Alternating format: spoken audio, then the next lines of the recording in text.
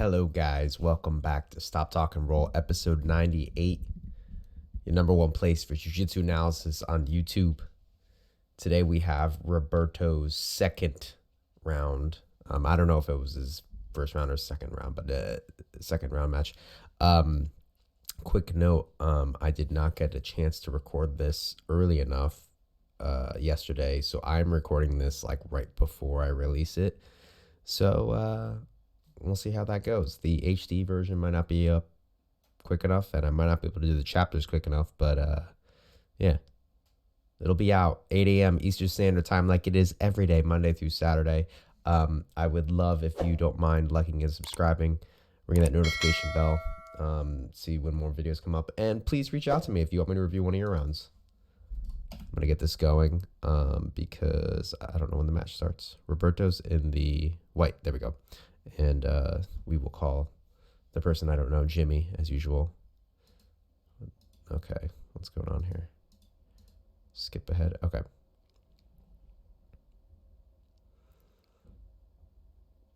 I like that you're not making them or not letting them make grips. Break those grips. Yeah, nice.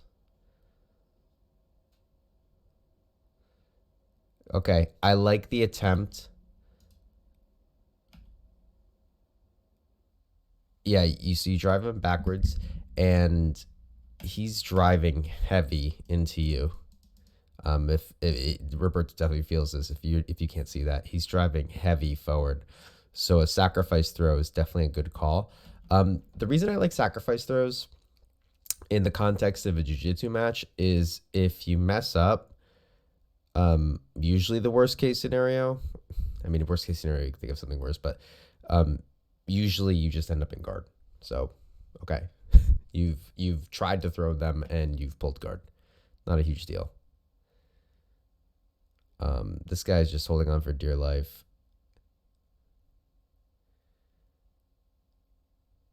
He's probably having a lot of adrenaline. I'm assuming he doesn't usually roll like that. That's the kind of stuff I'm talking about when you see people like just holding on when people are competing. It's just adrenaline. Like you don't normally train like that. I don't think, anyways. Roberto, you look nice and calm. This is good. Be wary that your guard's open, though, but it looks like, yeah, he's going to stand up. But that's okay. It looks like you were prepared for that. I noticed, like, right here, you're dipping your knees on the inside. It's kind of hard because I don't know exactly what you're going for, but, like, this lends me to think that you're anticipating him standing up or he's doing something that's bugging you and you need to get him off. Maybe he was trying to do, like, the little choke across your neck. I like that you're continuing to keep his posture broken. He's going to need posture to pass. Ooh, nice. And nice. I'll let this play out, and then this is going to be a while. Okay, so right here, I would look immediately to belly down with this armbar, especially in a competition. But it doesn't look like you quite have it. So what you could do is belly down and then look to grab this foot and pull it over on top of you and put him down onto his back. And then you could look for the armbar from the top position. But he's able to escape. Looks like he didn't have it, really. You get an advantage for that, I think. Wait, you both got an advantage? I don't know. Oh, because yeah, okay, that's legit. That's actually good. He got an advantage for making you turtle. So when you make someone turtle, you get an advantage for that. So, fair game.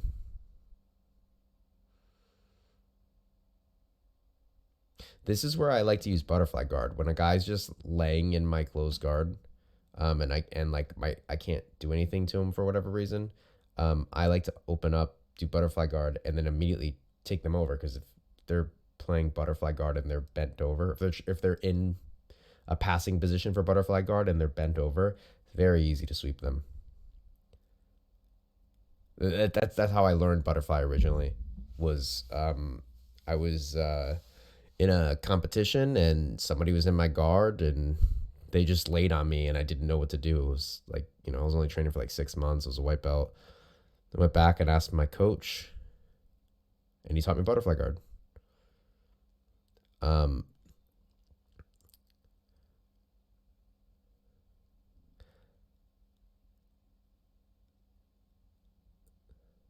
If you can get an underhook on that far side arm, you can really threaten the back take. But here, I think you're kind of just putting yourself in a compromising position. That looks rough. I mean, he's also, I don't know what he's doing. This is what adrenaline in a competition does. I would assume this guy's a blue belt. Like, he knows he needs to open your guard to pass your guard. And I don't mean this in like a trash talk way. Like this is what happens when you're still dealing with like learning how to deal with adrenaline in a competition. Like some people it amps them up. Some people it just shuts down their technique. Like this guy has to get his posture back and then work on open your guard. But he is leaning forward right now. He's standing up. You have his I'm gonna let this play out and then so you should have capitalized on that big time. He should not stand up. I'm assuming the way he stood up, you have a collar grip. You should be ripping that down when he goes to stand up. Like put his head to the floor. Yeah, and then here you stay up high and get your hip on his thigh and turn his leg in this way. Okay? Or keep your hip high and bump his leg this way. One or the other. But either way, ripping that collar down.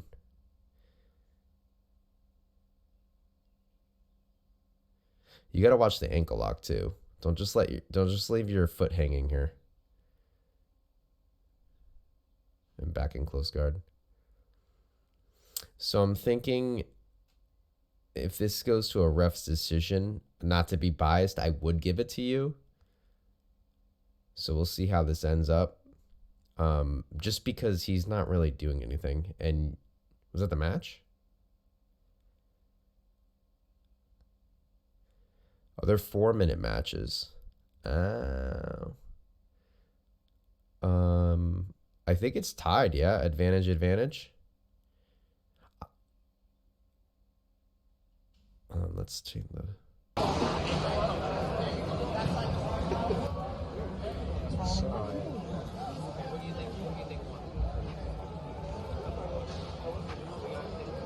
Can't hear anything. Okay. Let's see. It's a ref's decision. I think so. That must have been the final. Good job, man. Congratulations. I didn't see any other points awarded during there. I might have missed it. I'm really like focusing on just looking at the technique. But it's hard for me to say. Like I'm obviously biased, but trying to be unbiased. I still think ref's decision. I'd give that to you. But takeaway, guys, when you compete, you got to try to win by submission. This guy was a good ref. We've seen on the channel a few really bad calls. It's like when you compete, you really got to try to win by submission because it just takes it out of the ref's hands. Yeah. All right. Good work, Roberto. Congratulations. Way to win. I think that's your first win, like competition gold medal win. So congratulations on that. That's always a good feeling, a good milestone to reach. I didn't win my first tournament like fully until I was a purple belt. So I was like 5 years in, and I have a 1.5 million second place medals sitting over there. I'd make it to the finals. I could just never string it together to get that final win until I was a purple belt. And then once I won that first one, it was pretty easy after that. It was definitely a mental hurdle. So congratulations on winning one, knowing what it feels like, knowing what you have to do. It's a big accomplishment, and it definitely helps in the future for future tournaments, knowing that you can do it, one, and then too, knowing that because you've done it, you know, like what needs to happen, the mental part of it, what it feels like to have your hand raised. All those things help, continue that success. So good job. Congratulations. Thank you guys. We just filmed last night. I wasn't sure what I was going to do for episode 100, but we had a fun little thing last night. So that's coming out Saturday. Keep your eyes out for that. I'm hoping it'll work out. It's going to be slightly different than every other episode, but still jiu-jitsu and analyzing what we're doing. But okay, thank you guys. Have a lovely day. And hopefully this is working, because it's 7 o'clock right now. So I will have this up for 8 o'clock. And I have a feeling the HD won't be ready. This is why I do this the day before. But that's okay. This is what it is. I'll get the other one recorded in an hour. All right. Ciao.